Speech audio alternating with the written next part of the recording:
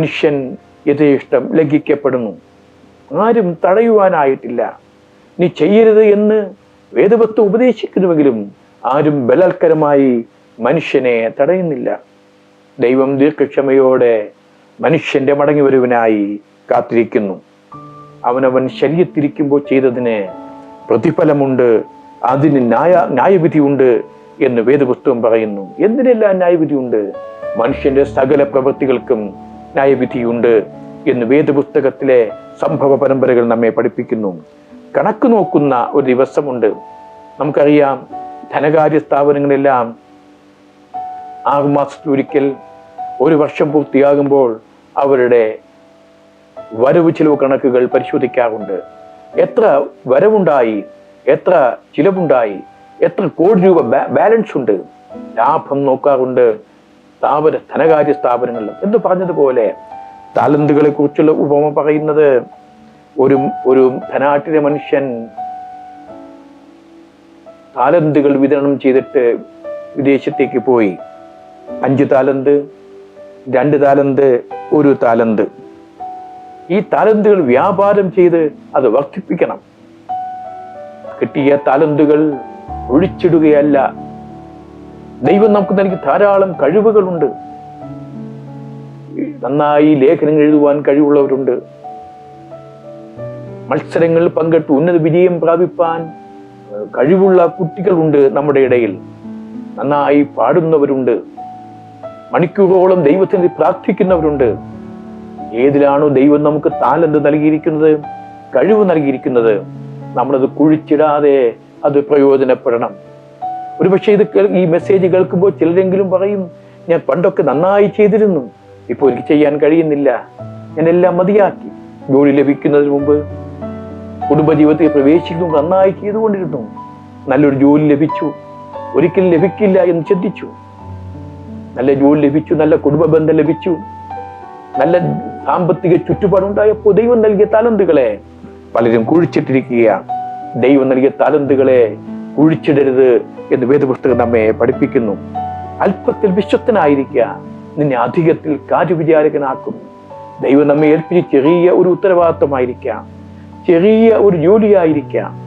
പക്ഷേ ഞാനും നിങ്ങളും അതിൽ വിശ്വസ്തരായിരിക്കണം. എന്നാൽ ദൈവം നമ്മെ വലിയ ചുമതലകളിലേക്ക്, വലിയ സ്ഥാനങ്ങളിലേക്ക് ഉയർത്തുവാൻ ദൈവത്തിന് കഴിയും എന്ന് വേദപുസ്തകം പറയുന്നു. താലന്ത് ഉപയോഗിക്കാത്ത മനുഷ്യരെ കുറിച്ച് വേദപുസ്തകം പഠിപ്പിക്കുന്നത്, അവനെ രാത്രിയിൽ കൂരിരുട്ടിൽ തള്ളിയിടും, പല്ലുകടിയും കരച്ചിലും ഉണ്ടാകും.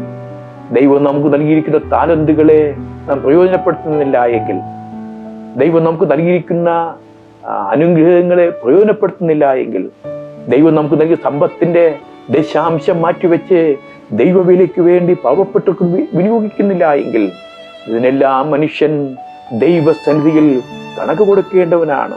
മനുഷ്യൻ ആരായാലും ഈ ഭൂമിയിൽ എത്ര വലിയ പദവികൾ ഉണ്ട് എങ്കിലും, എത്ര വലിയ വലിയ സ്ഥാനമാനങ്ങളോ അധികാരങ്ങളോ ചെങ്കോലോ ഒക്കെ ഉണ്ട് എങ്കിലും, അതൊന്നും ദൈവത്തിനു മുമ്പിൽ വില പോകത്തില്ല. അതുകൊണ്ട് വേദപുസ്തകം പറയുന്നു, ദൈവം നമ്മെ ഏൽപ്പിച്ച കാര്യങ്ങളിൽ നാം വിശ്വസ്തരായിരിക്കണം എന്ന് വേദപുസ്തകം നമ്മെ ആവർത്തിച്ച് ഓർമ്മിപ്പിക്കുകയാണ്. മരണമെന്ന യാഥാർത്ഥ്യമുണ്ട്. നമുക്കറിയാം, ഈ കാലഘട്ടത്തിൽ മരണനിരക്ക് വർദ്ധിച്ചു കൊണ്ടിരിക്കുകയാണ്. കഴിഞ്ഞ ഒരു 6 മാസത്തിനിടയിൽ ഭൂമിയിൽ ഏകദേശം ലോകത്തിലെ 220ഓളം രാജ്യങ്ങളിൽ 12 ലക്ഷത്തിലധികം ആളുകൾ COVID-19 ബാധിച്ച് നിരപരാധികൾ കുഴഞ്ഞു വീണ് മരിച്ചു. ഒരു കുറ്റവും അവർ ചെയ്തില്ല. ഈ വൈറസ് എങ്ങനെയോ അവരുടെ ശരീരത്തിൽ പ്രവേശിച്ചു. അവർക്കതിനെ റെസിസ്റ്റ് ചെയ്യാനുള്ള കപ്പാസിറ്റി ഇല്ലാത്തതുകൊണ്ട്, അത് തടയുവാൻ കഴിയാത്തത് കൊണ്ട് നിരപരാധികൾ ഈ ഭൂമിയിൽ നിന്ന് മാറ്റപ്പെട്ടു. മരണം അതൊരു യാഥാർത്ഥ്യമാണ്. കൊട്ടാരമായാലും വിട്ടേ മതിയാകൂ, കോട്ടയ്ക്കകത്തേക്ക് മൃത്യു ചെല്ലും.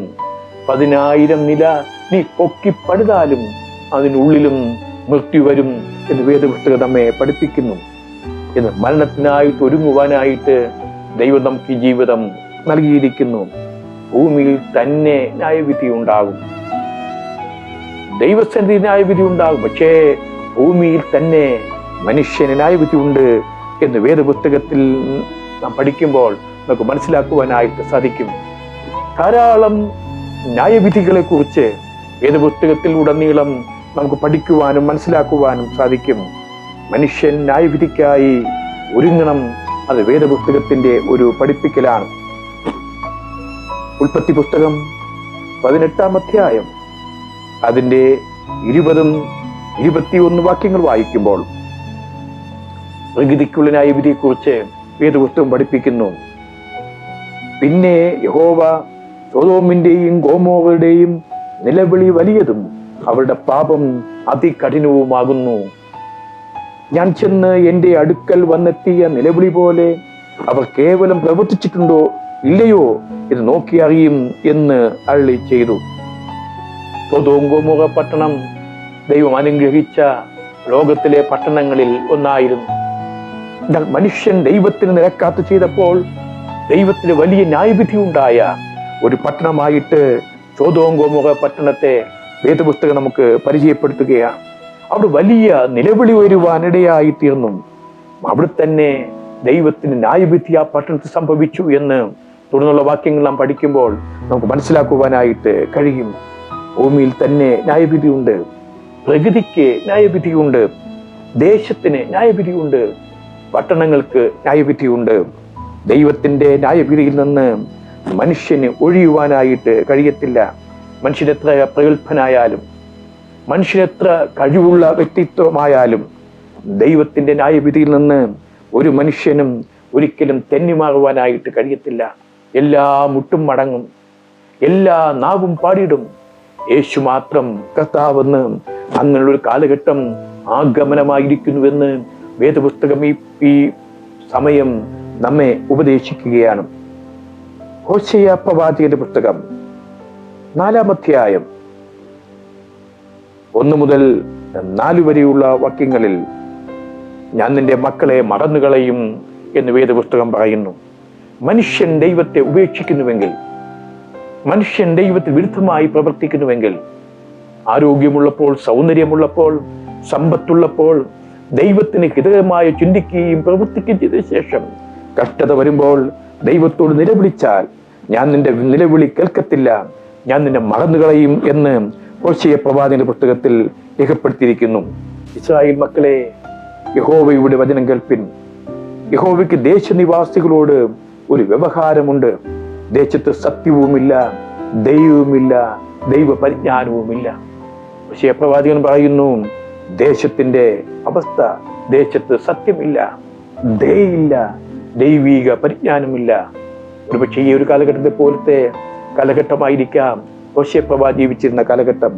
അവർ ആണയിടുന്നു, ഓഷ്കു പറയുന്നു, കൊല ചെയ്യുന്നു, മോഷ്ടിക്കുന്നു, വ്യഭിചരിക്കുന്നു, വീട് മുറിക്കുന്നു, രക്തപാതകത്തോട് രക്തപാതകം കൂട്ടുന്നു. എല്ലാം തെറ്റായി ചെയ്യുന്ന ഒരു സമൂഹം, ദൈവിക കൽപ്പനകളെ പൂർണ്ണമായി ലംഘിക്കുന്ന ഒരു കാലഘട്ടം. അതുകൊണ്ട് ദേശം ദുഃഖിക്കുന്നു എന്ന് പ്രവാചകൻ പറയുന്നു. ദേശത്ത് ദുഃഖമുണ്ടാകുന്നത് മനുഷ്യന്റെ പാപനിമിത്തമാണ്. അതിലെ സകല നിവാസികളും, വയലിലെ മൃഗങ്ങളും, ആകാശത്തിലെ പ്രാവുകളും ക്ഷീണിച്ചു പോകുന്നു, സമുദ്രത്തിലെ മത്സ്യങ്ങളും ഇല്ലാതെ ആയി പോകുന്നു. എല്ലാം നഷ്ടപ്പെടുന്നു. കടലും സമുദ്രവും ആകാശവും ഒക്കെ മലിനമായിക്കൊണ്ടേ ഇരിക്കുന്നു. എങ്കിലും ആരും വാദിക്കരുത്, ആരും ശാസിക്കുകയും അരുത്. നിന്റെ ജനമോ പുരോഹിതനോട് വാദിക്കുന്നവരെ പോലെ ഇരിക്കുന്നു. ആരും വാദിക്കരുത്, ആരും ശാസിക്കരുത്. ദൈവത്തിന്റെ കൽപ്പനകളെ മനുഷ്യൻ ലംഘിക്കുന്നതിനെ കുറിച്ച് ഉള്ള ഒരു വിവരണമാണ് അവിടെ കാണുവാൻ കഴിയുന്നത്. ഹോശേയ പ്രവാചക പുസ്തകം 4-ാം അധ്യായം താഴേക്ക് വായിക്കുമ്പോൾ ഞാൻ നിന്റെ മക്കളെ മറന്നുകളയും എന്ന് വേദപുസ്തകം പറയുന്നു.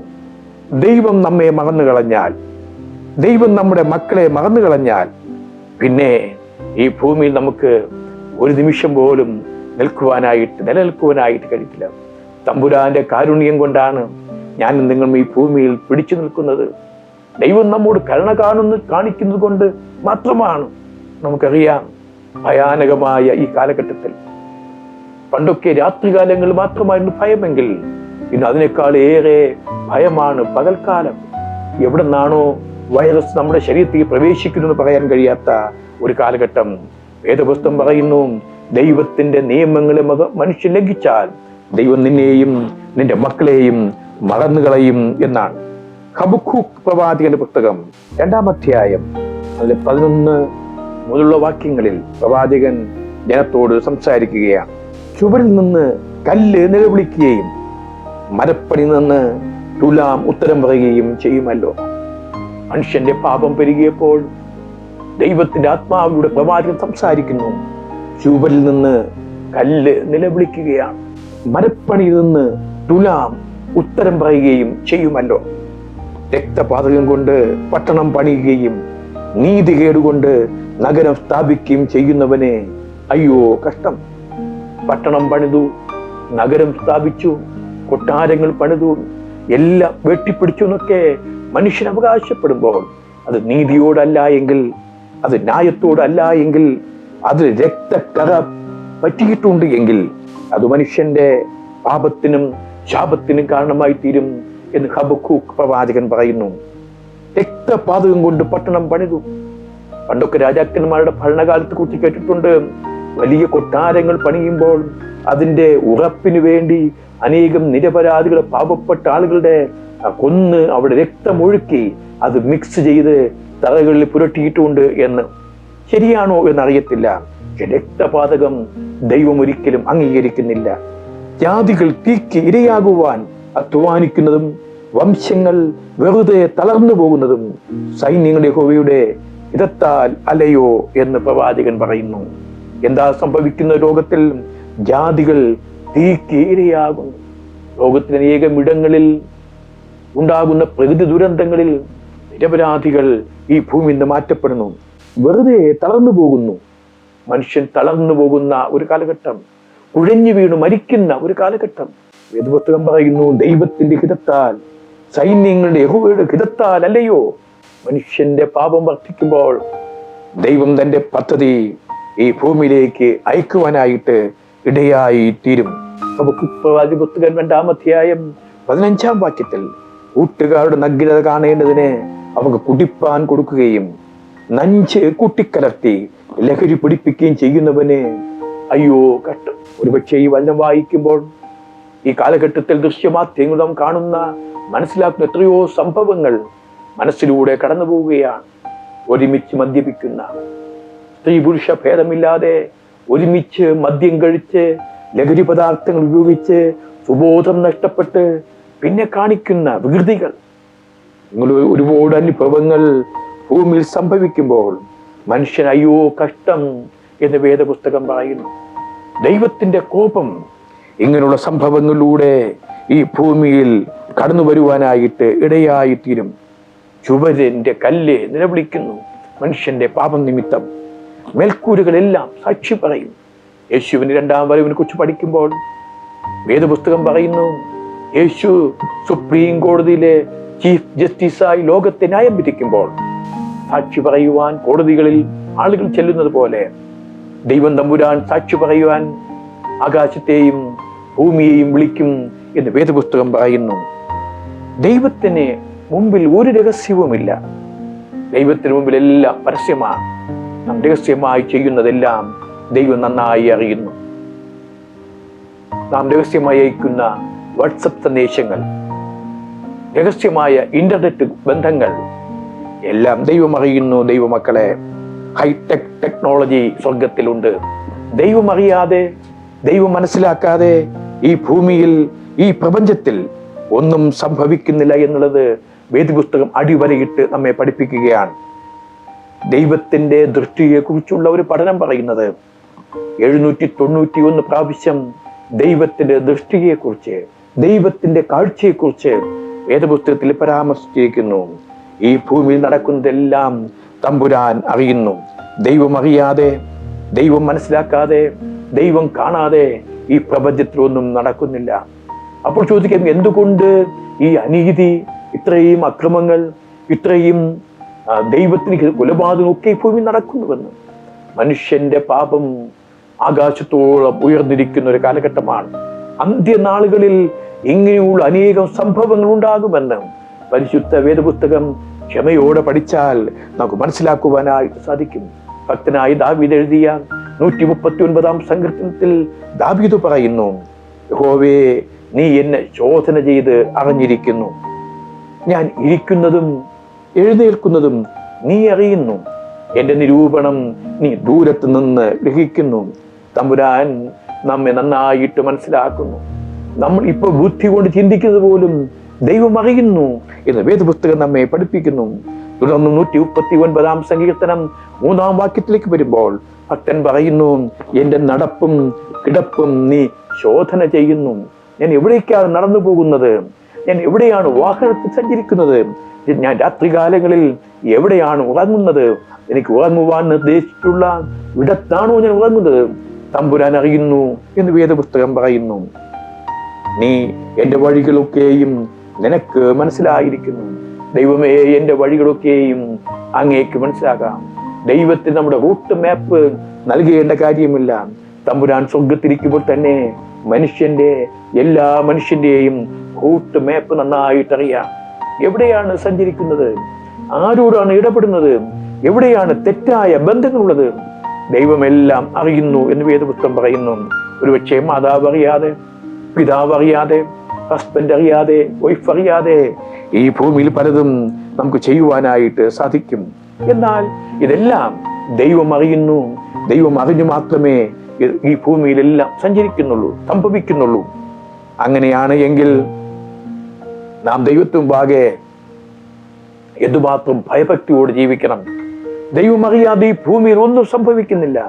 നമ്മുടെ മനസ്സിൽ ചിന്തിക്കുന്നത് പോലും, നാം ബുദ്ധി കൊണ്ട് ചെയ്യുന്നത് പോലും ദൈവം അറിയുന്നുവെങ്കിൽ ദൈവത്തിന് മുമ്പാകെ നമുക്ക് വിനയത്തോടെ ജീവിക്കാം. കാരണം നാം ഇതിനെല്ലാം ആൻസർ ചെയ്യേണ്ടി വരും ദൈവത്തിന്റെ ന്യായവിധിക്ക് മുമ്പിൽ.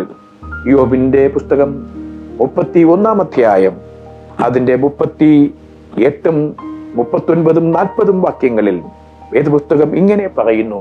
ഭക്തനായ യോബ് പറയുന്നു, എന്റെ നിലം എന്റെ നേരെ നിലവിളിക്കുകയോ അതിന് ഉഴച്ചാലുകൾ ഒന്നിച്ച് കരയുകയോ ചെയ്തുവെങ്കിൽ വില കൊടുക്കാതെ ഞാൻ അതിന്റെ വിളവ് തിന്നുകയോ അതിന്റെ ഉടമക്കാരുടെ പ്രാണൻ പോകുവാൻ സംഗതിയാകുകയോ ചെയ്തുവെങ്കിൽ ഗോതമ്പിനു പകരം കാരമുള്ളും യവത്തിനു പകരം കളയും മുളച്ചു വരട്ടെ.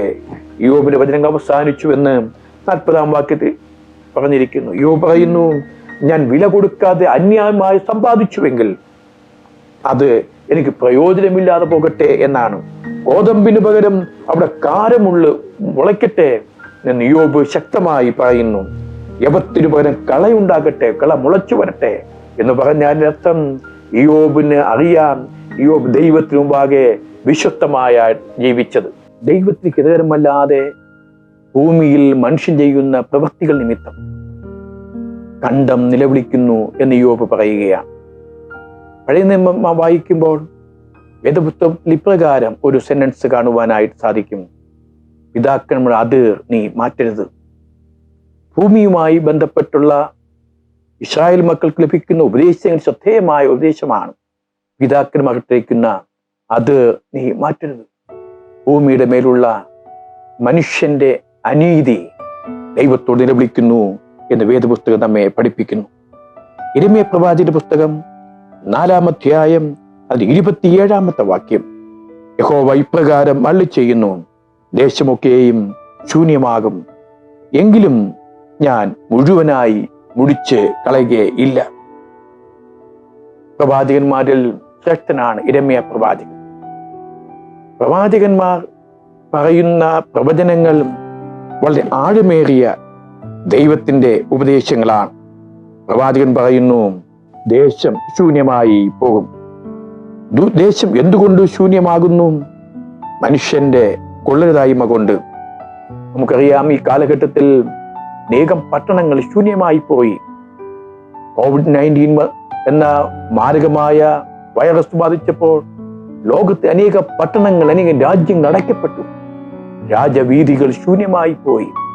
ദൈവത്തിന്റെ വചനത്തിലെ കൽപ്പനകൾ നിറവേറിക്കൊണ്ടിരിക്കുന്ന കാലഘട്ടത്തിലാണ് ഞാനും നിങ്ങളും ജീവിക്കുന്നത്. ദേശമൊക്കെയും ശൂന്യമാകും, എങ്കിലും ഞാൻ മുഴുവനായി മുടിച്ചു കളയയില്ല.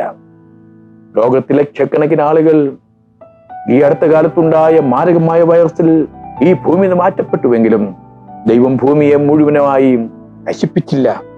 ഇത് നിമിത്തം ഭൂമി വിലപിക്കും, മീതെ ആകാശം കറുത്തുപോകും. ഞാൻ നിർണയിച്ചു അള്ളിച്ചതിരിക്കുന്നു, ഞാൻ അനുദപിക്കുകയുമില്ല, പിന്മാറുകയുമില്ല. ദൈവം പറയുന്നു, ദൈവം തീരുമാനത്തിൽ ഉറച്ചു നിൽക്കുകയാണ്. ഭൂമിയിൽ വലിയ വിലാപമുണ്ടാകും.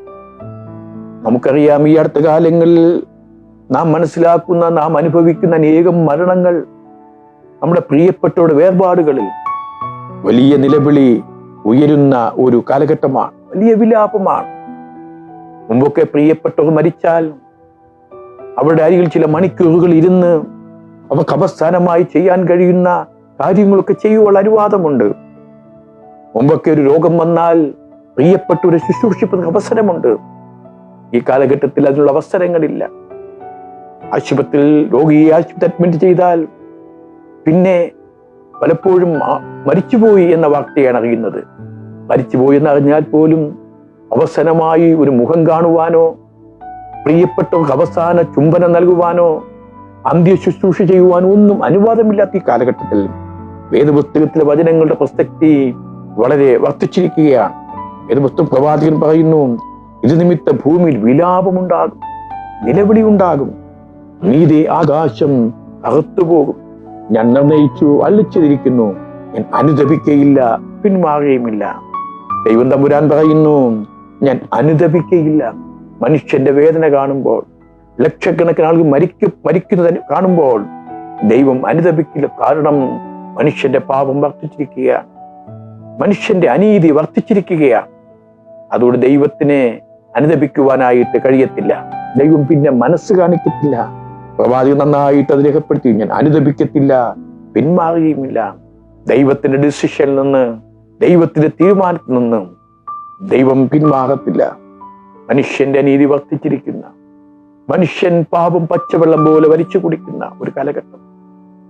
എത്ര തന്നെ തിന്മ ചെയ്താലും അതിനൊക്കെ രക്ഷപ്പെടാൻ കഴിയും എന്ന് ചിന്തിക്കുന്ന ഒരു കാലഘട്ടം.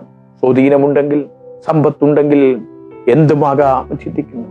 ദൈവം തമ്പുരാൻ പറയുന്നു, ദൈവം മനുഷ്യനെ നശിപ്പിക്കുവാൻ തീരുമാനിച്ചാൽ, മനുഷ്യന്റെ മേലുള്ള ദൈവത്തിന് ന്യായവിധി നടത്തുവാൻ ദൈവം തീരുമാനിച്ചാൽ പിന്നെ ദൈവം പിന്മാറത്തില്ല, ദൈവം അനുദപിക്കത്തും ഇല്ല. എങ്കിലും ദൈവം ദേശം ശൂന്യമാക്കുന്നുവെങ്കിലും ദേശത്തെ പൂർണ്ണമായി നശിപ്പിക്കുന്നില്ല. ഭൂമി വിലപിക്കും മനുഷ്യന്റെ പാപം നിമിത്തം. അതുകൊണ്ട് ദൈവത്തിന്റെ കോപം നമ്മൾ ജ്വലിക്കാതിരിപ്പാൻ ദൈവത്തിന് ഹിതകരമായ ജീവിതം നാം നയിക്കേണ്ടിയിരിക്കുന്നു. പാട്ടുകാരൻ പറയുന്നു, പാപം ഒന്നേ മതിയാകും, നിന്നെ ഭാഗ്യമില്ലാത്തവൻ ആക്കിയിടുവാൻ എന്ന്. ലേവ്യ പുസ്തകം 18-ാം അധ്യായം 28 വേദഭാഗം പഠിക്കുമ്പോൾ ദേശം അശുദ്ധമായി തീരുന്നു എന്ന് വേദപുസ്തകം പറയുന്നു. മനുഷ്യന്റെ പാപം നിമിത്തം, മനുഷ്യന്റെ അനീതി നിമിത്തം, മനുഷ്യന്റെ അക്രമ നിമിത്തം, കൊള്ള നിമിത്തം, കുലപാതക പരമ്പര നിമിത്തം ദേശം അശുദ്ധമായി തീരുന്നു. നിങ്ങൾ എന്റെ ചട്ടങ്ങളും വിധികളും പ്രമാണിക്കണം. ദേശം അശുദ്ധമാകാതിരിക്കണമെങ്കിൽ, ദേശത്തിൽ ദൈവത്തിന്റെ നീതി വെളിപ്പെടണമെങ്കിൽ മനുഷ്യൻ ദൈവത്തെ ബഹുമാനിക്കുന്നവരായിരിക്കണം. ദൈവം നൽകിയ കൽപ്പനകളെ മനുഷ്യൻ ലംഘിക്കാത്തവരായിരിക്കണം. എന്തു ചെയ്യണം, എന്തു ചെയ്യരുത് മനുഷ്യർക്ക് നന്നായിട്ട് അറിയാം. എങ്കിലും പലപ്പോഴും മനുഷ്യൻ അറിയാമെങ്കിലും പലപ്പോഴും ദൈവീക കൽപ്പന ലംഘിക്കുക എന്നുള്ളത് മനുഷ്യന്റെ ഒരു തമാശയായി, ഒരു സാധാരണ സംഭവമായി ചിന്തിക്കുന്നു. ഞാൻ അനുസരിച്ചില്ലെങ്കിൽ എന്താ സംഭവിക്കാതിരിക്കുന്നത്, ഞാൻ ദൈവത്തെ ആരാധിച്ചില്ലെങ്കിൽ എനിക്കെന്താ സംഭവിക്കുന്നത് എന്നൊക്കെ ചിന്തിക്കുന്ന, എന്നൊക്കെ പറയുന്ന അനേകം ആളുകൾ ക്രിസ്തീയ സമൂഹത്തിലുണ്ട്. പക്ഷേ മനുഷ്യന്റെ പാപം, ദൈവത്തിന്റെ കൽപ്പന ലംഘനം, അത് മനുഷ്യന് ദോഷമായി, ശാപമായി, ദേശത്തിന് ദോഷമായി വരും എന്ന് വേദപുസ്തകം നമ്മെ പഠിപ്പിക്കുന്നു.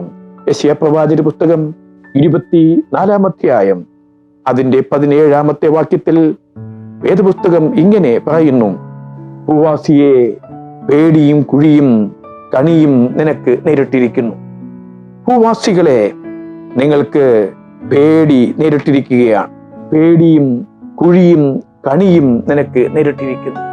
മനുഷ്യൻ ഭയത്തിൽ അകപ്പെട്ടിരിക്കുന്ന ഒരു കാലഘട്ടം. പേടിയില്ലാത്ത ആരും ഇന്ന് സമൂഹത്തിലില്ല. എല്ലാ ആളുകൾക്കും ഭയമാണ്. എപ്പോഴാണോ മാരകമായ വൈറസ് എന്നിൽ വരുന്നത്, അതെന്നെ നശിപ്പിക്കുന്നതെന്ന് ഭാരപ്പെടുന്ന, ചിന്തിക്കുന്ന വലിയൊരു സമൂഹം, പ്രായമുള്ളവർക്ക് ഒട്ടും തന്നെ പുറത്തിറങ്ങുവാൻ കഴിയാത്തൊരു കാലഘട്ടം. വേദപുസ്തകം പറയുന്നു, ഭൂവാസിയെ പേടിയും കുഴിയും കണിയും നിനക്ക് നേരിട്ടിരിക്കുന്നു. അതിന്റെ 18-ാമത്തെ വാക്യം പറയുന്നു, പേടി കേട്ട് ഓടിപ്പോകുന്നവൻ കുഴിയിൽ വീഴും. എനിക്ക് പേടിയെന്ന് പറഞ്ഞ് ഞാൻ ഓടുമ്പോൾ മനുഷ്യൻ സംഭവിക്കാൻ പോകുന്നത് അങ്ങനത്തെ മനുഷ്യൻ കുഴിയിൽ വീഴും. കുഴിയിൽ നിന്ന് കയറുന്നവൻ കണിയിൽ അകപ്പെടും. ഉയരത്തിലെ കിളിവാതുകൾ തുറന്നിരിക്കുന്നു, ഭൂമിയുടെ അടിസ്ഥാനങ്ങൾ കുലുങ്ങുന്നു. മനുഷ്യൻ എവിടെ പോയാലും അവന് ശാശ്വതമായി, അവന് സ്ഥിരമായ ഒരു ഇടം ഇല്ല. ഭൂമി കിടുങ്ങുന്നു എന്നാണ്, ഭൂമി കുലുങ്ങുന്നു എന്നാണ്. നമുക്കറിയാം, ഭൂമിയുടെ ലോകരാജ്യങ്ങളിൽ എത്രയോ സ്ഥലങ്ങളിൽ ദിനം പ്രതി ഭൂമി കുലുക്കങ്ങൾ, ഭൂകമ്പങ്ങൾ ഉണ്ടായിക്കൊണ്ടേ ഇരിക്കുന്നു. ഈ ഭൂമിയിൽ ഒരിടത്തും സുസ്ഥിരമായ ഒരു ഇടമില്ല എന്നുള്ളതാണ് ഏറ്റവും പ്രധാനപ്പെട്ട സംഗതി. ഭൂമിശാസ്ത്രം പഠിക്കുന്നവർക്കറിയാം, ലോകത്തിലെ ഏറ്റവും കൂടുതൽ ഭൂകമ്പം ഉണ്ടാകുവാൻ സാധ്യതയുള്ള പ്രദേശങ്ങളൊന്നാണ് കേരളം. വടക്കേ ഇന്ത്യയിലെ പല സ്റ്റേറ്റുകൾ പോലെ കേരളവും ഏത് സമയത്തും അപകടത്തിൽ അകപ്പെടാം. ഒരുപക്ഷെ അങ്ങനെ സംഭവിക്കുമെന്ന് നൂറ്റാണ്ടുകൾക്ക് മുമ്പ് വേദപുസ്തകത്തിൽ രേഖപ്പെടുത്തിയിരിക്കുന്നു. അന്നാളിൽ യഹോവ ഉയരത്തിൽ ഉന്നതന്മാരുടെ സൈന്യത്തെയും ഭൂമിയിൽ ഭൂപാലകന്മാരെയും സന്ദർശിക്കും. ദൈവത്തിന്റെ സന്ദർശനം ഭൂമിയിൽ ഉണ്ടാകും. ഭൂമി മത്തനെ പോലെ ചാഞ്ചാടുന്നു, കാവൽ മാടം പോലെ ആടുന്നു. അതിന്റെ അകൃത്യം അതിന്മേൽ ഭാരമായിരിക്കുന്നു, അത് വീഴും, എഴുന്നേൽക്കുകയില്ല. ഈ ഭൂമി നശിക്കും, പിന്നെ ഇതിനെ ശരിയാക്കുവാൻ മനുഷ്യന് കഴിയത്തില്ല. എന്താ കാരണം? അതിന്റെ അകൃത്യം അതിന്മേൽ ഭാരമായിരിക്കുന്നു. ഭൂമിക്ക് മനുഷ്യന്റെ അകൃത്യത്തെ താങ്ങുവാനായി കഴിയുന്നില്ല. നമുക്കറിയാം, ഉൽപ്പത്തിയിൽ ആകാശത്തെയും ഭൂമിയെയും തമ്പുരാൻ സൃഷ്ടിച്ചതാണ്.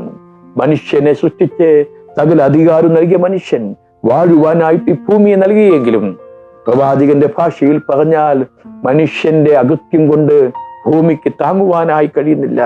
അകൃത്യഭാരം ചുമക്കുവാൻ കഴിയാതെ ഭൂമി വിറയ്ക്കുകയാണ്, ഭൂമി ചാഞ്ചാടുകയാണ്, ഭൂമി ഒരുപടെ പൊട്ടുകയാണ്. എന്താ കാരണം? മനുഷ്യന്റെ പാപം വർദ്ധിച്ചിരിക്കുന്നു. ഭൂമി മത്തനെ പോലെ ചാഞ്ചാടുന്നു, കാവൽ മാടം പോലെ ആടുന്നു. അതിന്റെ അകൃത്യം അതിന്മേൽ ഭാരമായിരിക്കുന്നു, അത് വീഴും, എഴുന്നേൽക്കുകയില്ല. പ്രവാചകൻ നന്നായിട്ട് നമ്മെ പഠിപ്പിക്കുകയാണ്. എന്താ കാരണം? മനുഷ്യന്റെ പാപമാണ് അതിന് കാരണം. പുറപ്പാട് പുസ്തകം 20-ാം അധ്യായം 4, 5, 6 വാക്യങ്ങൾ. ഒരു വിഗ്രഹം ഉണ്ടാക്കരുത്. മീതെ സ്വർഗത്തിലെങ്കിലും താഴെ ഭൂമിയിൽ എങ്കിലും ഭൂമിക്ക് കീഴെ വെള്ളത്തിലെങ്കിലും ഉള്ള യാതൊന്നിന്റെയും പ്രതിമയും അരുത്. ദൈവത്തിന്റെ കൽപ്പനയാണ്. അവയെ നമസ്കരിക്കുകയോ സേവിക്കുകയോ ചെയ്യരുത്. ദൈവമായ യഹോവയെ ഞാൻ തീഷ്ണതയുള്ള ദൈവമാകുന്നു. എന്നെ പകയ്ക്കുന്നവരിൽ പിതാക്കന്മാരുടെ അകൃത്യം 3-ാമത്തെയും 4-ാമത്തെയും തലമുറ വരെ മക്കളുടെ മേൽ സന്ദർശിക്കും. ദൈവം ജനത്തിന് കൽപ്പന കൊടുക്കുന്നു, അന്യ ബിംബങ്ങളെ ഉണ്ടാക്കരുത്, അന്യ ദേവീ ദേവന്മാരെ വണങ്ങരുത്, അവരെ കുമ്പിടരുത്, അവർക്ക് നേർച്ചകൾ നൽകരുത്. അത് നിനക്ക് ശാപമായി വരും. വേദപുസ്തകം പറയുന്നു, എന്നെ പകയ്ക്കുന്നവരിൽ പിതാക്കന്മാരുടെ അകൃത്യം 3-ാമത്തെയും 4-ാമത്തെയും തലമുറകൾ വരെ ബാധിക്കും. ദൈവത്തെ ധിക്കരിക്കുന്നുവെങ്കിൽ, ദൈവത്തിന്റെ വചനത്തെ നിസ്സാരമായി കാണുന്നുവെങ്കിൽ, ദൈവത്തെ ഉപേക്ഷിച്ച് ബിംബങ്ങളുടെ പുറകെ നീ സഞ്ചരിക്കുന്നുവെങ്കിൽ അത് ശാപത്തിന് കാരണമായി തീരും എന്ന് പുറപ്പാട് പുസ്തകത്തിൽ രേഖപ്പെടുത്തിയിരിക്കുന്നു. പിതാക്കന്മാരുടെ പാപം, തിന്മ പ്രവൃത്തികൾ 3-ാമത്തെയും 4-ാമത്തെയും തലമുറ വരെ അത് ശാപമായി തീരും. അത് ദൈവത്തിന്റെ കൽപ്പനയെ നീ ലംഘിക്കരുത് എന്ന് വേദപുസ്തകം നമ്മെ പഠിപ്പിക്കുകയാണ്. പലപ്പോഴും ദൈവീക കൽപ്പനകളെ മനുഷ്യൻ നിസ്സാരമായി കാണുന്ന ഒരു കാലഘട്ടം. ദൈവീക കൽപ്പനകൾ, ദൈവീക വചനങ്ങൾ, ദൈവീകമായ സംവിധാനങ്ങളെ നിസ്സാരമായി കണ്ട് മനുഷ്യൻ സ്വന്തം ആഗ്രഹപ്രകാരം, സ്വന്തം ഇഷ്ടപ്രകാരം ജീവിക്കുവാനും ചിന്തിക്കുവാനും പ്രവർത്തിപ്പാൻ തുടങ്ങുന്ന ഒരു കാലഘട്ടം. ആരുണ്ട് ചോദിപ്പാൻ എന്നാണ് പലപ്പോഴും നാം ചിന്തിക്കുന്നത്. ദൈവത്തിന്റെ വചനം അനുസരിക്കുന്നില്ല എങ്കിൽ, ദൈവത്തിന്റെ വചനങ്ങളെ ധിക്കരിക്കുന്നുവെങ്കിൽ അത് ശാപത്തിന് കാരണമായി തീരും. എന്ന് വേദപുസ്തകം നമ്മെ പഠിപ്പിക്കുന്നു. പുറപ്പാട് പുസ്തകം 34 അധ്യായം അതിന്റെ 6, 7 വാക്യങ്ങൾ.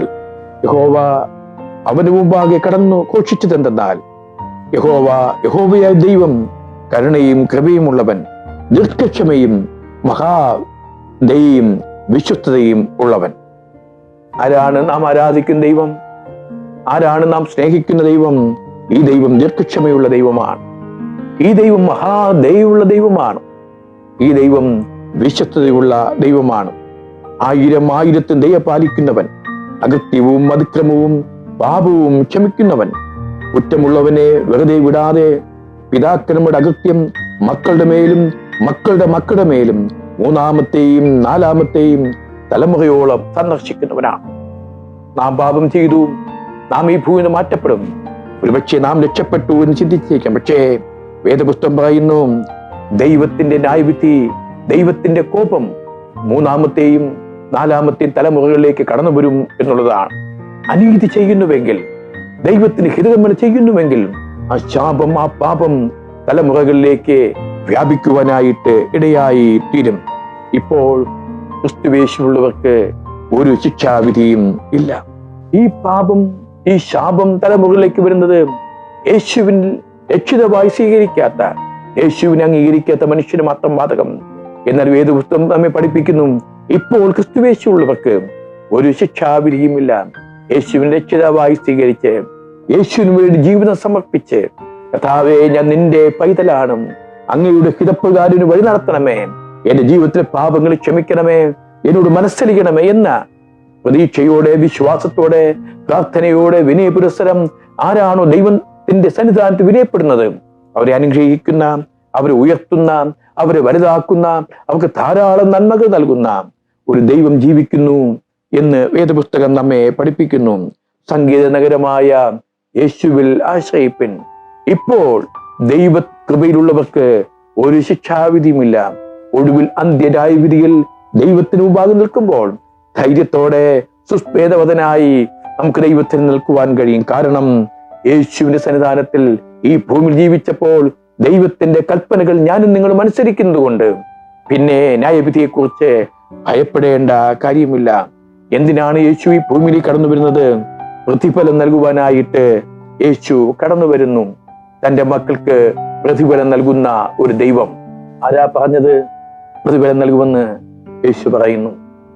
ഈ ഭൂമിയിൽ യേശുവിന് നിലകൊള്ളുന്ന, യേശുവിന് വേണ്ടി ജീവിക്കുന്ന, യേശുവിനെ രക്ഷിതാവായി സ്വീകരിച്ച് ദൈവത്തെ ആരാധിക്കുന്ന, ദൈവത്തെ സ്നേഹിക്കുന്ന ദൈവമക്കൾക്ക് നിത്യതയിൽ ദൈവത്തിന്റെ സന്നിധാനത്തിൽ പ്രതിഫലമുണ്ട്. ആരാ പറഞ്ഞത്? സർവശക്തനായ ദൈവം പറയുകയാണ്. ആരാണ് ഈ ദൈവം? ഭൂമിയേക്കാൾ 13 ലക്ഷം മടങ്ങ് വലിപ്പമുണ്ട് സൂര്യനെ. അതിനേക്കാൾ വലിപ്പമുള്ള നക്ഷത്രങ്ങളെ നിർമ്മിച്ച ദൈവം. വേദപുസ്തകം പറഞ്ഞ നക്ഷത്രങ്ങളെ ദൈവം അമ്മാനമാടുന്നു എന്നതാണ്. ആ ലക്ഷക്കണക്കിന് നക്ഷത്രങ്ങൾ ഉണ്ട് എങ്കിലും ഇന്നുവരെ എല്ലാ നക്ഷത്രങ്ങളും കണ്ടുപിടിക്കുവാനോ അവയ്ക്ക് പേർ നൽകുവാനോ ശാസ്ത്രജ്ഞന്മാർ കഴിഞ്ഞിട്ടില്ല. എങ്കിലും വേദപുസ്തകം നന്നായി പഠിക്കുമ്പോൾ വേദപുസ്തകം പറയുന്നു, ദൈവം നമ്മൾ നക്ഷത്രങ്ങൾക്ക് പേർ ചൊല്ലി വിളിക്കുന്നു എന്നതാണ്. ദൈവം സൃഷ്ടിച്ച നക്ഷത്രങ്ങളെ, ഗ്രഹങ്ങളെ, ഉപഗ്രഹങ്ങളൊക്കെ പേര് നൽകി അവയെ നിയന്ത്രിക്കുന്ന, അവയെ സൃഷ്ടിച്ച ദൈവം അവർക്ക് പേർ നൽകി അവയെ വിളിക്കുന്നു. പ്രതിഫലം നൽകുവാനായിട്ട് യേശു വരുന്നു. ഈ ഭൂമിയിൽ യേശുവിന് വേണ്ടി ആരെങ്കിലും എന്തെങ്കിലും ചെയ്യുന്നുവെങ്കിൽ നിശ്ചയമായും അതിന് പ്രതിഫലമുണ്ട്. നിങ്ങൾ ദൈവവചനം ഇപ്പോൾ കേൾക്കുന്നതിന് സ്വർഗത്തിൽ പ്രതിഫലമുണ്ട്. ഞാൻ ദൈവവചനം പറയുന്നതിന് ഞാൻ സ്വർഗത്തിലെത്തിയാൽ അവിടെ എനിക്ക് പ്രതിഫലമുണ്ട്. എന്നെ കേൾക്കുന്ന ദൈവമക്കളെ, നിത്യതയിലെത്തി പ്രതിഫലം വാങ്ങുവാനായി നമുക്കൊരുങ്ങാം. ഈ ഭൂമിയിലെ ചില അനുഗ്രഹങ്ങൾ നഷ്ടമായാലും സ്വർഗത്തിൽ പ്രതിഫലമുണ്ട് എന്ന് വേദപുസ്തകം നമ്മെ പഠിപ്പിക്കുന്നു. പ്രവൃത്തികളുടെ പുസ്തകം 2-ാം അധ്യായം 17-ാം വാക്യത്തിൽ, സകല ജനത്തിന്മേലും ഞാൻ എൻ്റെ ആത്മാവിനെ പകരും. അന്ത്യകാലഘട്ടത്തിൽ ലോകത്തിൽ സകല ജനത്തിന്മേലും ദൈവം തന്റെ ആത്മാവിനെ പകരും എന്ന് വേദപുസ്തകം പറയുന്നു. ക്രിസ്ത്യാനികളുടെ മേൽ പകരും എന്നല്ല, സകല ജനത്തിന്മേലും ദൈവം തന്റെ ആത്മാവിനെ പകരും. യോവേൽ പ്രവചനം പറയുന്നു, പൈശാചിക ശക്തികൾ ശക്തമാകും. അന്ത്യകാലഘട്ടത്തിൽ അനേക ദുർഘട സമയങ്ങൾ വരും എന്ന് വേദപുസ്തകം പഠിപ്പിക്കുന്നു. ദുഷ്ടശക്തികൾ ഈ ഭൂമിയിൽ ശക്തി പ്രാപിക്കുന്ന ഒരു കാലഘട്ടം. ദൈവിക പ്രവർത്തനങ്ങൾ ശക്തമാകുമ്പോൾ, അന്ത്യകാല ഉണർവിനായിട്ടുള്ള ദൈവരാജ്യ ശുശ്രൂഷ ശക്തമാകുമ്പോൾ ഭൂമിയിൽ പൈശാചിക ശക്തികൾ ശക്തി പ്രാപിക്കും. വെളിപാട് പുസ്തകം 22-ാം അധ്യായം 11-12 വാക്യങ്ങൾ. വെളിപാട് പുസ്തകം 22-ാം അധ്യായം 11-12 വാക്യങ്ങൾ. അനീതി ചെയ്യുന്നവൻ ഇനിയും അനീതി ചെയ്യട്ടെ, അഴുക്കുള്ളവൻ ഇനിയും അഴുക്കാടട്ടെ, നീതിമാൻ ഇനിയും നീതി ചെയ്യട്ടെ, വിശുദ്ധൻ ഇനിയും തന്നെ തന്നെ വിശുദ്ധീകരിക്കട്ടെ. വേദപുസ്തകം ദൈവമക്കൾക്ക് നൽകുന്ന ഒരു മുന്നറിയിപ്പാണ്. അനീതി വർദ്ധിച്ചിരിക്കുന്ന, ദൈവത്തിന് ഹിതകരമല്ലാത്ത പ്രവൃത്തികൾ ശക്തി പ്രാപിച്ചിരിക്കുന്ന ഈ ആധുനിക കാലഘട്ടത്തിൽ ദൈവമക്കളോട് വേദപുസ്തകം പറയുന്നു, അനീതി ചെയ്യുന്നവൻ ഇനിയും അനീതി ചെയ്യട്ടെ. Full freedom. ദൈവമാരെയും തടയുന്നില്ല. മനുഷ്യന് എങ്ങനെ വേണമെങ്കിലും ജീവിക്കാം, എങ്ങനെ വേണമെങ്കിലും പ്രവർത്തിക്കാം. വേദപുസ്തകം എഴുതി അവസാനിപ്പിക്കുന്ന അധ്യായത്തിൽ, വെളിപാട് പുസ്തകത്തിന്റെ ഏറ്റവും അവസാന അധ്യായത്തിന്റെ അവസാന ഭാഗത്തേക്ക് വരുമ്പോൾ ദൈവത്തിന്റെ പരിശുദ്ധാത്മാവ് ലോകത്തിൽ പറയുന്നു, അനീതി ചെയ്യുന്നവൻ അനീതി ചെയ്യട്ടെ, അഴുക്കുള്ളവൻ ഇനിയും അഴുക്കാടട്ടെ. അഴുക്കിലാണോ ജീവിക്കുന്നത്? സുഖത്തിന് വേണ്ടി, അല്പനേര സുഖത്തിന് വേണ്ടി ശരീരത്തെ മനുഷ്യൻ സമർപ്പിച്ച് ജീവിക്കുന്ന ജീവിതക്രമത്തിലാണോ? ആയിക്കൊള്ളട്ടെ. പക്ഷേ ഇതെല്ലാം കാണുമ്പോൾ നീതിമാനിനിയും നീതി ചെയ്യട്ടെ. നീതി ചെയ്യുന്ന ദൈവമക്കളെ, നീതിയോടെ ന്യായത്തോടെ ദൈവജനമേ, നിങ്ങൾ നീതി പ്രവൃത്തി നിന്ന് പിന്മാകല്ലേ. വിശുദ്ധൻ ഇനിയും തന്നെ തന്നെ വിശുദ്ധീകരിക്കട്ടെ. വിശുദ്ധിയിൽ ജീവിക്കുന്നുവെങ്കിൽ, ദൈവകൃപയിൽ ആശ്രയിച്ച് ജീവിക്കുന്നുവെങ്കിൽ, അങ്ങനെയുള്ള ദൈവമക്കൾ തങ്ങളുടെ വിശുദ്ധ ജീവിതക്രമം തുടരണം. ചുറ്റുപാടും എല്ലാം അനീതിയാണ്. ചുറ്റുപുറം ഉള്ളവരാരും ദൈവത്തെ സ്നേഹിക്കുന്നു, ദൈവാലയത്തിൽ പോകുന്നില്ല. ഞാൻ മാത്രമേ എന്തിനു ചെയ്യണം? ഒരിക്കലും ചിന്തിക്കരുതേ. വേദപുസ്തകം എഴുതി അവസാനിപ്പിക്കുന്നത്, വിശുദ്ധൻ ഇനിയും തന്നെ തന്നെ വിശുദ്ധീകരിക്കട്ടെ. വെളിപാട് പുസ്തകം 22-ാം അധ്യായം 12-ാം വാക്യത്തിൽ, ഇതാ ഞാൻ വേഗം വരുന്നു. എന്താണ് കാരണം? വിശുദ്ധന്മാരോടും ദൈവമക്കളോടും ഉപദേശം നൽകുന്ന ദൈവവചനം പറയുന്നു, ഇതാ ഞാൻ വേഗത്തിൽ വരുന്നു. കർത്താവിന്റെ ന്യായവിധി വാതിൽക്കൽ ആയിരിക്കുന്നു. ഓരോരുത്തന് അവനവന്റെ പ്രവൃത്തിക്ക് തക്കവണ്ണം കൊടുപ്പാൻ പ്രതിഫലം എന്റെ പക്കൽ ഉണ്ട്. ഇതാ ഞാൻ വേഗം വരുന്നു. കർത്താവ് ലോകത്തോട് പറയുന്നു, യേശുവിന്റെ വരവ് വളരെ ആഗതമായിരിക്കുന്നു, വളരെ വേഗത്തിൽ. യേശുവിന്റെ 1-ാം വരവിനെ കുറിച്ച് 1000-ലധികം പ്രാവശ്യം വേദപുസ്തകത്തിൽ രേഖപ്പെടുത്തിയിരിക്കുന്നുവെങ്കിൽ, അരുമനാഥ് 2-ാം മടങ്ങിവരവിനെ കുറിച്ച് അതിന്റെ ഇരട്ടിയിലധികം പ്രാവശ്യം യേശുവിന്റെ മടങ്ങിവരവിനെ കുറിച്ച് ഡയറക്റ്റായും ഇൻഡയറക്റ്റ് ആയിട്ടും രേഖപ്പെടുത്തിയിരിക്കുന്നു. എന്തുകൊണ്ട്? വേദപുസ്തകം വായിക്കുന്ന, ദൈവത്തെ സ്നേഹിക്കുന്ന, ദൈവാലയത്തിൽ ആരാധിക്കുന്ന ദൈവ പൈതൽ യേശുവിന്റെ മടങ്ങിവരവ് അറിയാതെ പോകരുത്. അത് സ്വർഗത്തിൽ ദൈവത്തിന്റെ വലിയ ആഗ്രഹമാണ്. യേശുവിന്റെ 2-ാം മടങ്ങിവരവ് അറിയാതെ പോകരുതെന്ന് ദൈവം ആഗ്രഹിക്കുന്നതുകൊണ്ട് ആവർത്തിച്ച് ഈ വചനങ്ങൾ പറഞ്ഞുകൊണ്ടേ ഇരിക്കുന്നു വേദപുസ്തകത്തിൽ. അതുകൊണ്ട് പ്രതിഫലം നൽകുവാനായിട്ട് യേശു വേഗത്തിൽ വരികയാണ്. 2 തിമോത്തി 3-ാം അധ്യായം നാം വായിക്കുമ്പോൾ, അന്ത്യകാലഘട്ടത്തിൽ വ്യത്യസ്തമായ ക്രൂര സ്വഭാവങ്ങൾ വെളിപ്പെടും എന്ന് വേദപുസ്തകം പറയുന്നു. കഴിഞ്ഞ കാലങ്ങളിൽ ഒന്നും നാം കേൾക്കാത്ത, മുൻ വർഷങ്ങളിൽ ഒന്നും നാം കാണാത്ത അനേകം ക്രൂര സ്വഭാവങ്ങൾ വെളിപ്പെട്ടുകൊണ്ടിരിക്കുന്ന ഒരു കാലഘട്ടത്തിലാണ്. ഒരു കുടുംബത്തിൽ അവർക്ക് സഹിപ്പാനാകാത്ത വേദന വന്നപ്പോൾ, കടബാധ്യതയാകാം, കുടുംബപരമായ പ്രശ്നങ്ങളായിരിക്കാം, കാരണം വ്യക്തമല്ല എങ്കിലും ആ കുടുംബത്തിലെ മാതാവും 3 ആൺമക്കളും ഒരുമിച്ച് ആത്മഹത്യ ചെയ്ത് ജീവിതം അവസാനിപ്പിച്ചു. മാതാവ് ആത്മഹത്യ ചെയ്തു. 12 വയസ്സ്, 8 വയസ്സ്, 6 വയസ്സ് പ്രായമുള്ള ആൺമക്കൾക്ക് വിഷം നൽകി ആ കുഞ്ഞുങ്ങളെയും കൊന്നുകളഞ്ഞു. വീട് അടഞ്ഞു കിടക്കുന്നു. അയൽവാസികൾ പോലീസിനെ അറിയിച്ച് പോലീസ് വന്ന് പരിശോധിക്കുമ്പോൾ 3 കുഞ്ഞുങ്ങളും ഒരു മാതാവ് മരിച്ചു കിടക്കുന്നു. പിതാവ് സ്ഥലത്തില്ലായിരുന്നു, അദ്ദേഹം ജോലി സ്ഥലത്തായിരുന്നു. ചില ദിവസങ്ങൾ കഴിഞ്ഞ് അദ്ദേഹം മടങ്ങി വന്ന് ഈ ദുഃഖം താങ്ങുവാൻ കഴിയാതെ അദ്ദേഹം ആത്മഹത്യ ചെയ്ത് ജീവിതം അവസാനിപ്പിച്ചു. എന്താണോ വേദപുസ്തകം പറയുന്നത് അത് സംഭവിച്ചുകൊണ്ടിരിക്കുന്ന ഒരു ആധുനിക കാലഘട്ടത്തിലാണ് നാം ജീവിക്കുന്നത്. വ്യത്യസ്തമായ ക്രൂര സ്വഭാവങ്ങൾ വെളിപ്പെടുമെന്ന് ദൈവത്തിന്റെ ആത്മാവ് വചനത്തിൽ പറഞ്ഞിരിക്കുന്നുവെങ്കിൽ അത് സംഭവിച്ചു കൊണ്ടിരിക്കുന്ന ഒരു കാലഘട്ടത്തിലാണ് നാം ആയിരിക്കുന്നത്. കുലപാതകങ്ങൾ വർദ്ധിക്കുന്നു, അനീതി വർദ്ധിക്കുന്നു, മനുഷ്യൻ മൃഗത്തെക്കാൾ ക്രൂരമായി ചെയ്യുന്ന അനുഭവങ്ങൾ ധാരാളം ലോകത്തിൽ സംഭവിച്ചുകൊണ്ടേ ഇരിക്കുന്നു. യെശയ്യാപ്രവാചക പുസ്തകം 2-ാം അധ്യായത്തിൽ ദുർഘട സമയങ്ങൾ വരും, ദൈവത്തിന്റെ പർവ്വതം ഉയർന്നിരിക്കും, ദൈവവേലക്കാർ ഉയർന്നിരിക്കും എന്ന് വേദപുസ്തകം രേഖപ്പെടുത്തുന്നു. അന്ത്യകാലഘട്ടത്തിൽ ദുഃഖ സമയങ്ങൾ വരുമ്പോൾ, ക്രൂര സ്വഭാവങ്ങൾ വെളിപ്പെടുമ്പോൾ, മനുഷ്യനെ നിയന്ത്രിക്കുവാൻ ലോകത്തിന് കഴിയാതെ വരുമ്പോൾ, ദൈവവും ദൈവത്തിന്റെ സംവിധാനങ്ങളും ദൈവരാജ്യ ശുശ്രൂഷകളും വചന പ്രഘോഷണങ്ങളും ദൈവിക കൂട്ടായ്മകളും ഒക്കെ ഈ അനീതിയുള്ള കാലഘട്ടത്തിൽ ഉയർന്നിരിക്കും എന്ന് വേദപുസ്തകം പറയുന്നു. ദാനിയേൽ പ്രവാചക പുസ്തകം 12-ാം അധ്യായം 13 മുതലുള്ള കാലഘട്ടത്തിൽ ലോകാവസാനം വരും. അതിനു മുമ്പായി ഈ ക്രൂരമായ സ്വഭാവങ്ങൾ ഭൂമിയിൽ വെളിപ്പെടും. സ്വന്തം ഭാര്യയെ കിടപ്പുമുറിയിൽ കഴുത്തറുത്ത് കൊല്ലുന്ന ഒരു കാലഘട്ടം.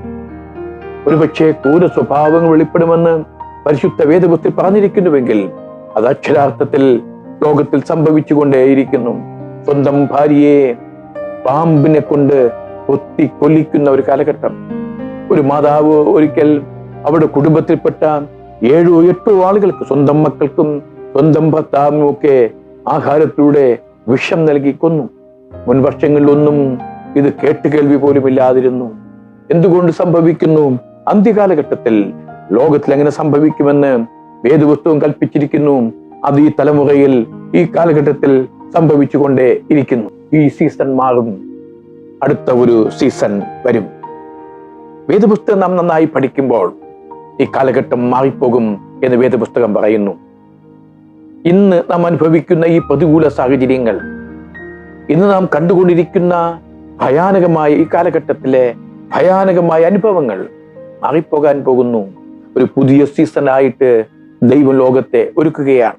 ഒരുപക്ഷെ ഈ 2020 ലോകമെമ്പാടും ഇത്തരത്തിൽ മനുഷ്യൻ ഭവനങ്ങളുടെ ഉള്ളറകളിൽ അടയ്ക്കപ്പെടുമെന്ന് ആരും ചിന്തിച്ചില്ല.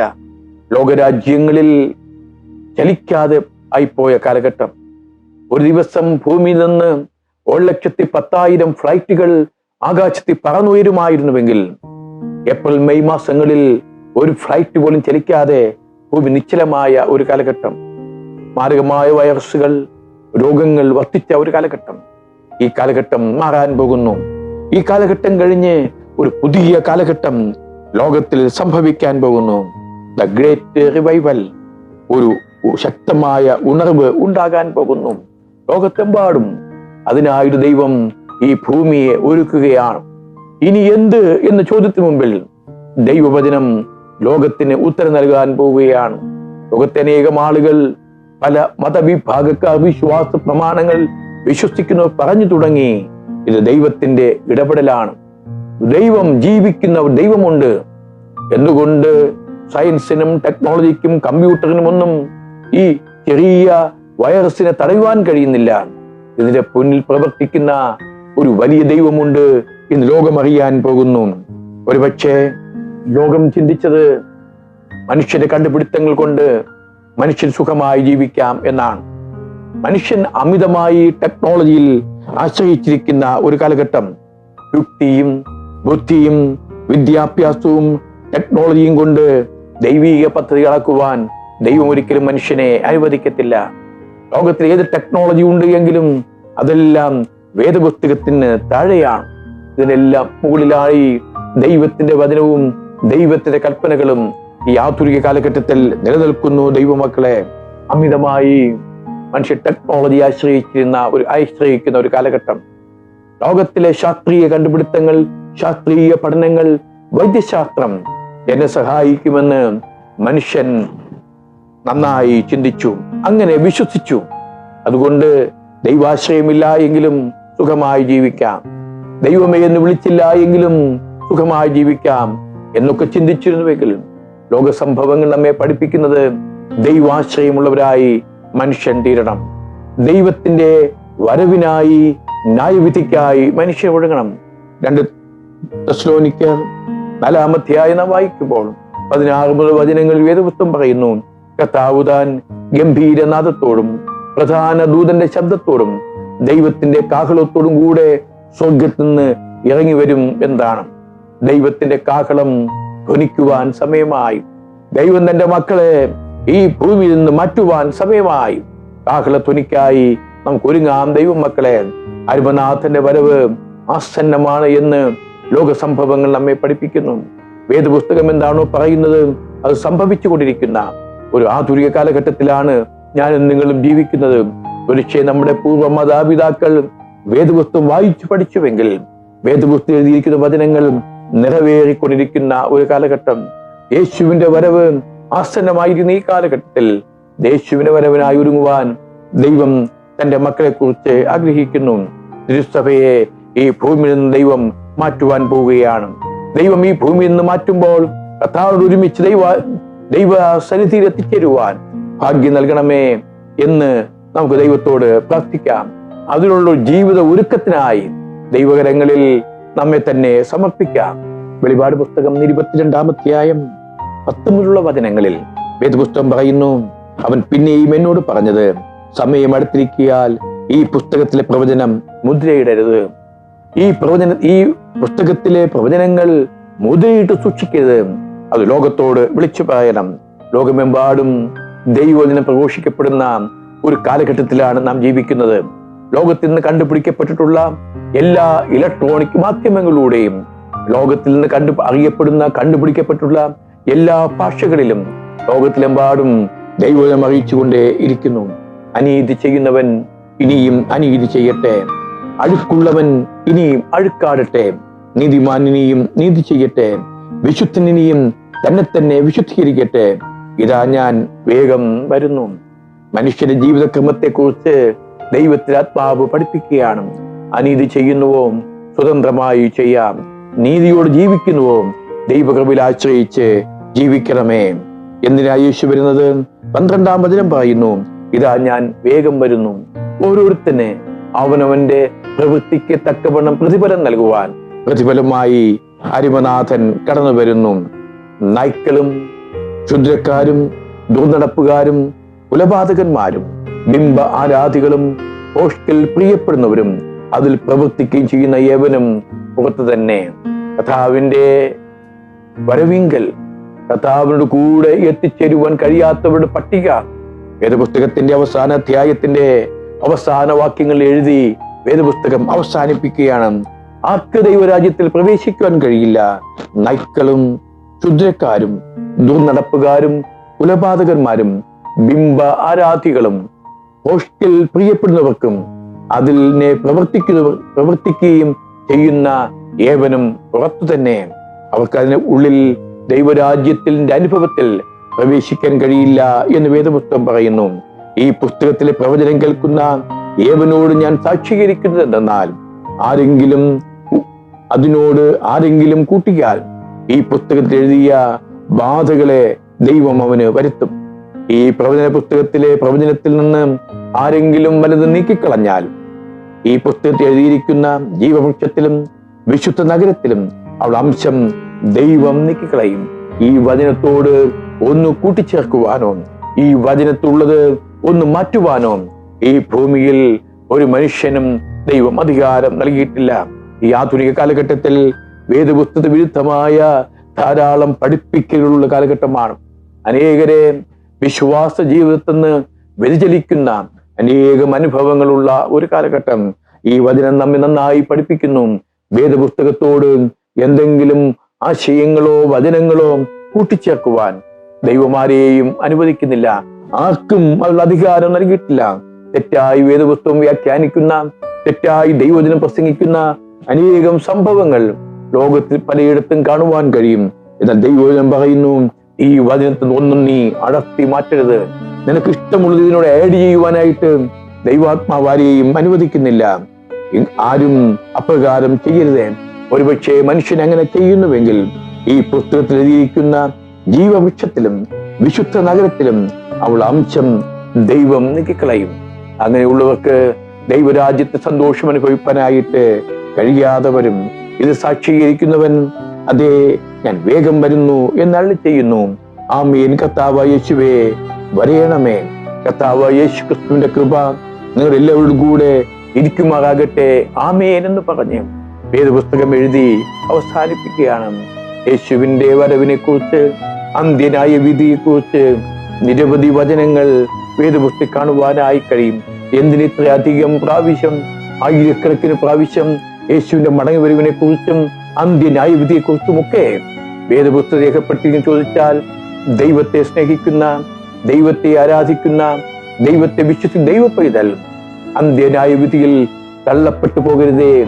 ദൈവത്തിന്റെ ഏറ്റവും വലിയ ആഗ്രഹമാണ്. അന്ത്യനായ വിധിയിൽ സകല മനുഷ്യരും ദൈവരാജ്യത്തിന് ഉള്ളിൽ ആയിത്തീരണം.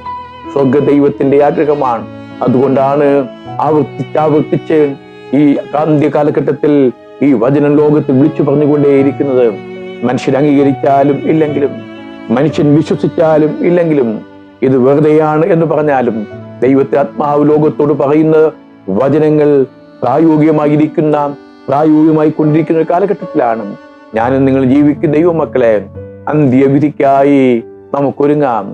കർത്താവ് താൻ ഗംഭീരനാദത്തോടെ ഈ ഭൂമിയിലേക്ക് ഇറങ്ങി വരുമ്പോൾ കർത്താവിനെ സ്വീകരിപ്പാനായി നമ്മുടെ ജീവിതങ്ങളെ ക്രമീകരിക്കാം. അതിനുള്ള വിശുദ്ധിയോടെ ജീവിക്കാം. നിന്റെ പാപം എത്ര കടുചുവപ്പായാലും അത് ദൈവത്തോട് ഏറ്റുപറഞ്ഞും, കർത്താവേ, ഞാനൊരു പാപി എന്ന് സമ്മതിക്കുന്നു. അങ്ങ് രാജാധിരാജാവായി ഈ ഭൂമിയിൽ കടന്നു വരുമ്പോൾ അങ്ങനെ ഒരുമിച്ച് നിത്യാനന്ദം അനുഭവിപ്പാൻ എന്നെ സഹായിക്കണമേ എന്ന് ദൈവത്തോട് പ്രാർത്ഥിപ്പാൻ അതിനുള്ള ദൈവകൃപ നൽകി ദൈവം നമ്മെ എല്ലാവരും സഹായിക്കട്ടെ. ദൈവത്തിന്റെ കൃപ എപ്പോഴും നിങ്ങളുടെ മേലുണ്ടാകുമാറാകട്ടെ. ആമേൻ. ആമേൻ.